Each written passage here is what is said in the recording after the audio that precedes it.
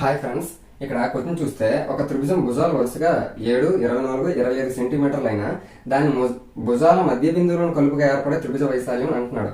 అంటే మనకి ఇది ఏ రకమైన ట్రయాంగిల్ అనేది పక్కన పెడితే ఏ ట్రయాంగిల్ అయినా కూడా వాటి భుజాల తాలూకు మధ్య బిందువులను కలుపుగా ఏర్పడే ఇంకొక త్రిభుజం ఏర్పడుతుంది కదా, దీని తాలూకు వైశాల్యము మొత్తం వైశాల్యంలో 4వ వంతు ఉంటుంది. ఎందుకంటే ఇక్కడ ట్రయాంగిల్ చూస్తే మొత్తం ఎన్ని ట్రయాంగిల్స్ ఏర్పడ్డాయి? 1, 2, 3, 4. ప్రతి ట్రయాంగిల్ తాలూకా వైశాల్యము సమానము. అంటే ఇది ఎంత ఉంటుంది, ఇది అంతే ఉంటుంది, ఇది కూడా అంతే ఉంటుంది, ఇది కూడా అంతే ఉంటుంది. కాబట్టి మొత్తం వైశాల్యంలో మనకి ఈ ముక్క ఎంత ఉంటుందంటే 4వ వంతు ఉంటుంది. ఎందుకు? మొత్తం 4 ముక్కలు, ఈ ముక్క మనకు కావాలి కాబట్టి 1/4 అనేది మనకు కావాల్సిన ఆన్సర్. ఇప్పుడు చూస్తే మరి ఇది ఏ రకమైన త్రిభుజం అనేది మనకు కనిపెట్టాలి.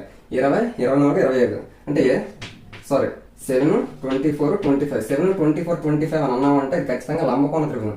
లంబకోణ త్రిభుజంకి వచ్చేసరికి వైశాల్యం ఫార్ములా ఏంటి? A = ½ AB. హాఫ్ ఏ అంటే ఫస్ట్ 7, బి అంటే 24, 2 1s 2 12s 12 7s 84. 84 అని దేనికి సంబంధించింది? మొత్తం త్రిభుజానికి సంబంధించింది. అందులో 4వ వంతు కదా మనకు కావాల్సినటువంటి వైశాల్యం. కాబట్టి 4 తోటి 21 టైమ్స్ పోతుంది. 21 సెంటీమీటర్ స్క్వేర్ అనేది మనకు కావాల్సిన ఆన్సర్. 1/4వ వంతు ఆ మిడిల్ లో ఉండేటటువంటి త్రిభుజానికి సంబంధించిన వైశాల్యం. Thank you.